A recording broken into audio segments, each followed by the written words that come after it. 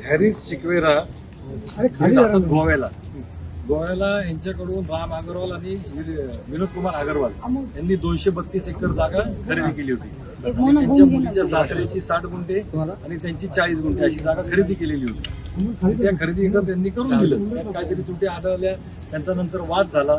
एक 4 ते 5 वर्षापूर्वी त्यांनी आपल्या शिवाजीनगर कोर्टातनं 156(3) ऑर्डर करून त्या माणसाला गोव्यावरनं कोरेगाव पार्क पोलीस स्टेशनच्या पोलिसांना त्यांनी हाताशी धरलं.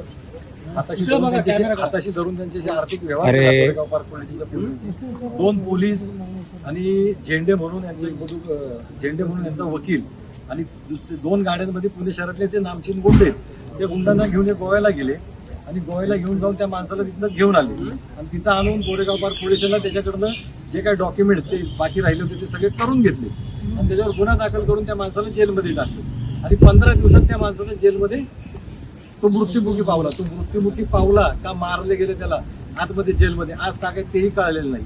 म्हणजे अग्रवाल फॅमिली ही सगळी गुन्हेगार प्रवृत्तीची आहे. यांनी असे अजून गुन्हे केलेले आहेत.